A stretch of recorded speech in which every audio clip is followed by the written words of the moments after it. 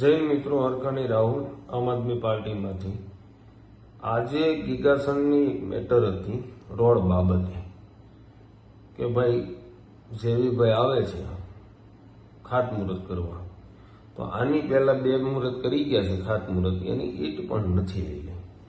એટલે આ વાત ગ્રુપમાં થઈ કે ભાઈ કાલે આપણે જેવીભાઈ 5 વાગે આવે છે તો આપણે ગામજનોને ભેગા થઈને આપણા વડીલશ્રીઓને હાથે ખાતમુહૂર્ત કરશું. પછી ભાજપ વાળાને 5 વાગે કરવું તો 5 વાગે કરે, જેને બોલાવે એને બોલાવે. મેં ખાલી પોઈન્ટ મૂક્યો તો હું આ 2 કામ જેવી પાસે માગીશ કે ભાઈ તું આની પહેલા 2 ફેરો ખાતમુહૂર્ત કરી ગયો છે, હજી ઈટ નથી ત્યાં મુકાણી, તો તમે હું નવરાત છો જ્યાં જોઈ ત્યાં ખાતમુહૂર્તમાં પૂગી જવા?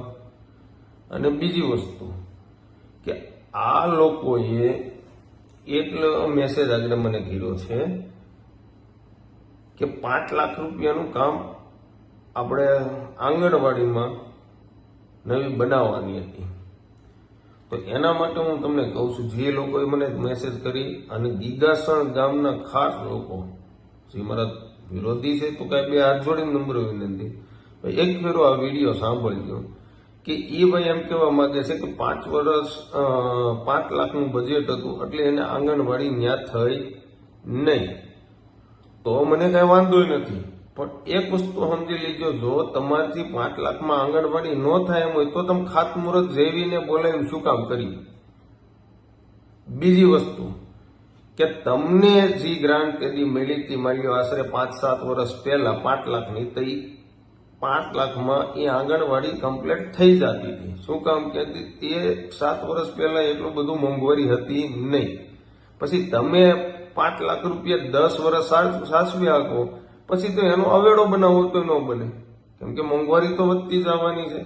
એટલે ગીગાસણના જનતાને હું કહેવા માંગુ છું, આ વિડીયો ખાસ સાંભળજો. હું તમને સોખો જ કરું, પછી ભલે મારો વિરોધ હોય તો વિરોધ. મેં ખાલી એટલું કીધું છે કે ભાઈ અમારા વડીલ શ્રીઓ ગામના ટોટલ કોઈ પણ મોટા માણસ આવી અને અમે 3 વાગે ખાતમુહૂર્ત આમ આદમી પાર્ટીમાંથી કરી દીધી. તો આ મેસેજ ઉપર મેસેજ પડવા માંડ્યા કે આંગણવાડી, મેં ખાલી પ્રશ્ન મૂક્યો હતો કે આંગણવાડી તમે 5 વર્ષ પહેલા તમે 5 લાખ રૂપિયા મળ્યા હતા, તઈ તમે બનાવી ન હેલા, તઈ તમારું કાંઈ હેલું નહીં, તો તમને અધિકાર કોને દીધો હતો કે પેલા આંગણવાડી પાડી નાખો એમ? જો તમારથી નહોતું બને, હતું એ રેડી જ હતું.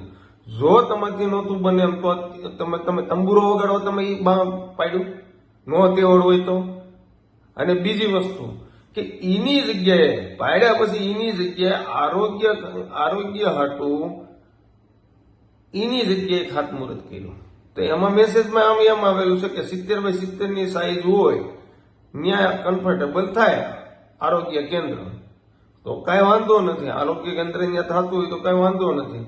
પણ તો હું તમને એમ કહું છું કે આરોગ્ય કેન્દ્ર ત્યાં તમે ખાતમુહૂર્ત કરીએ અને એના 5 થી 6 વર્ષ થયા છે, અંદાજિત ગણો ને, પાકું મને ખબર નથી.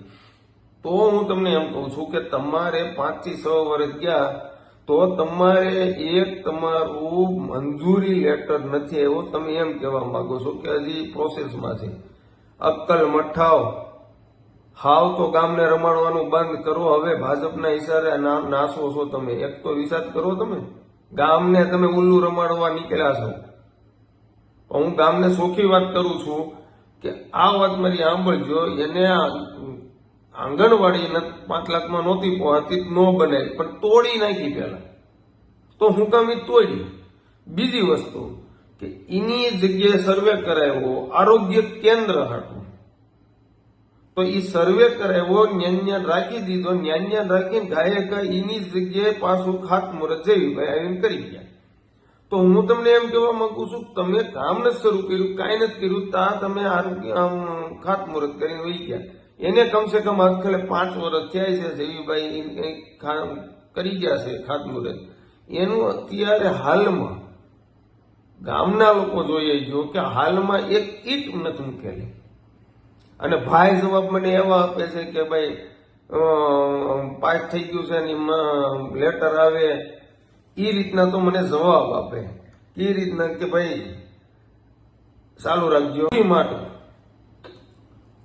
લેટર નથી આવેલું. તો પણ કાકાઓ તમારે તો અગાઉ ખાતમુહૂર્ત કરીને હોય, હું તમારથી લેટર નથી આવતો, હાલો ઈ માની લીધું, તો તમારે ખાતમુહૂર્ત કરીને હું કે ગીગાસનને દેખાડવું છે ખાલી ભાજપના લોકોને, હું બધાને ફોટા જ પડે હોય.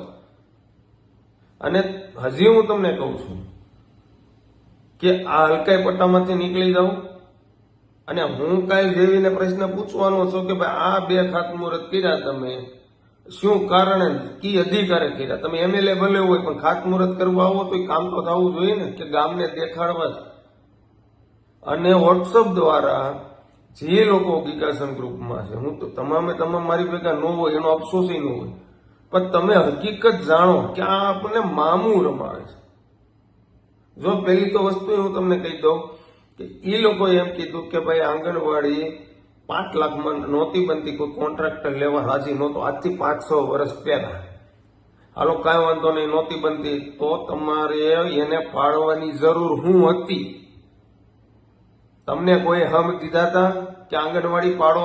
તમારામાં તેવડ ન હોય તો તમે જે સરકારનું અત્યારે છે એમને રહેવા દેતા હોય તો, કે તમે ગામ દેખાડવા ધતિંગ કરો છો આંગણવાડી પાડીને પહેલા, પછી કે 5 લાખનું અમારે કેમ આગળ 7 વર્ષ વહી જાય 5 લાખ નું આવે ભાઈ? બધાને ખબર હોય ને મોંઘવારી કેટલી હાલે છે.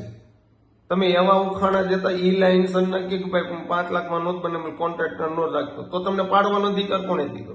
બીજી વસ્તુ કે આરોગ્ય કેન્દ્ર હતું એની જગ્યાએ તમને કન્ફેડરલ પડી, કાંઈ વાંધો ના, હાલો એની જગ્યાએ રાખો. 70/70 ની હતી એની જગ્યાએ રાખો. પણ કહેવાનું શું છે કે હજી આંગણવાડી મંજૂરીનો લેટર નથી આવ્યો, ઈ પહેલા તો તમે ન્યા ખાતમુહૂર્ત કરી આવ્યા ગામને દેખાડવા. એટલે 2 હાથ જોડીને જનતાને વિનંતી કરું છું, જો મારું ખોટું હોય રાહુલ હરખાણીનું તો તમે ફોન કરીને કહી શકો છો. પણ એમના મેસેજમાં 2 હાથ જોડીને વિનંતી છે, મેસેજ એમને ન કરતા પૂરો મારો વિડીયો સાંભળી લીધો, પછી તમતારે મને જે તમારે વિડીયોથી મારફતથી કે મેસેજથી મારફતથી કેવું હોય તો કહેજો.